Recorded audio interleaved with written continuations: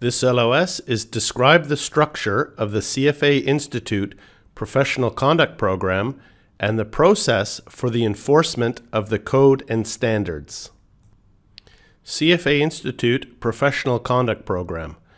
The Disciplinary Review Committee of CFA Institute Board of Governors has the responsibility for the professional conduct program and for enforcement of the code and standards. A CFA Institute designated officer, through professional conduct staff, conducts inquiries related to professional conduct.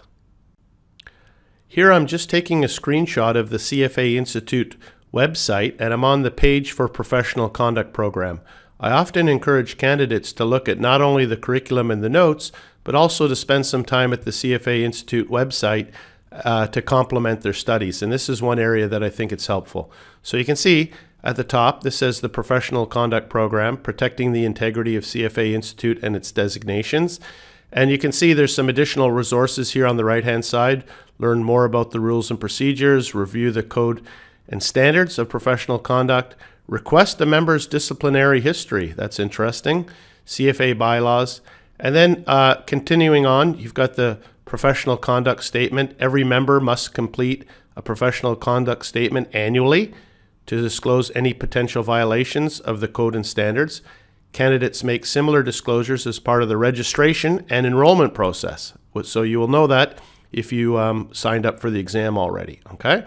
Then if you scroll down, there's information about the disciplinary process. Learn about how the professional conduct program handles allegations, sanctions and statistics, which is interesting. And finally, you can submit a complaint. Then on the left-hand side here, you can see that we've got the disciplinary process. So I've just clicked on the page for the disciplinary process, and this outlines how the professional conduct program handles allegations. So the disciplinary process is a multi-level peer review process governed by the CFA Institute bylaws and rules of procedure for professional conduct, okay? So again, on the right-hand side, you've got more additional resources.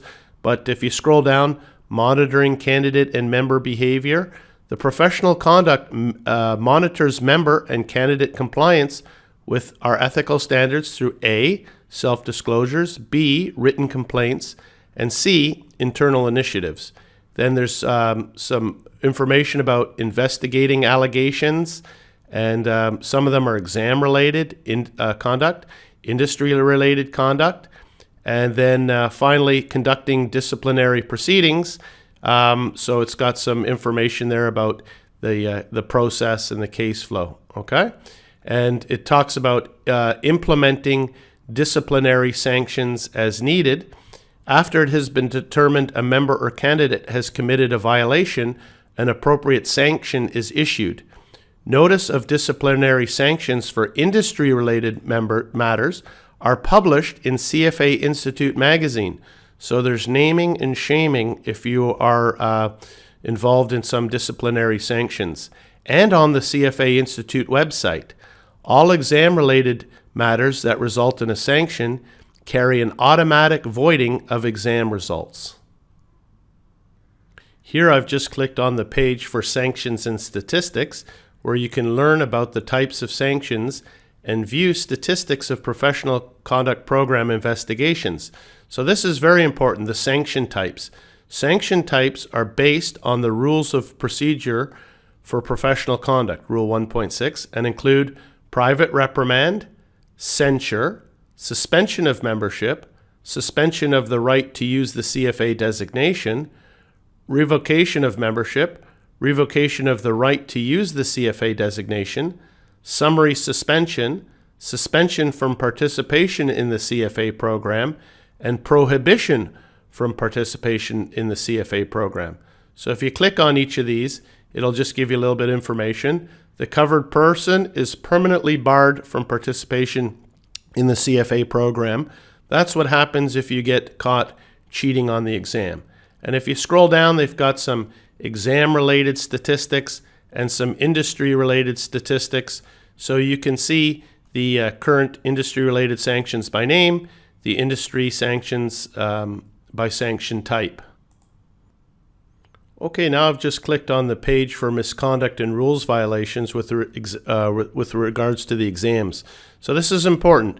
If you engage in any misconduct during the exam, you may be dismissed from the test center and subject to other penalties, including suspension or termination of your candidacy in the CFA program and voiding of exam results. So just be careful. As I said, not all these items are listed in the CFA curriculum or the review notes, and that's why I encourage candidates to spend some time navigating the CFA Institute website, because you may do something that's just inadvertent. For example, down here, I just want to point out a lot of people have smartwatches now. If you've got an Apple Watch, please don't wear it to the exam inadvertently, because if you do and it's not noticed and you're partway through the exam, your exam result will be revoided. Okay? And also be careful with the scratch paper, including writing on the front or back of your exam admission ticket before, during, or after the exam. They don't give you scratch paper. There's not a lot of space to use calculations. Don't use the admission ticket as scratch paper. That is a misconduct, okay? So I just want to point out that you should be familiar with all the rules. There should be no doubt at all in your mind about what is and what is not allowed during the exam. Okay, back to the PowerPoint slides now. The CFA Institute Professional Conduct Program.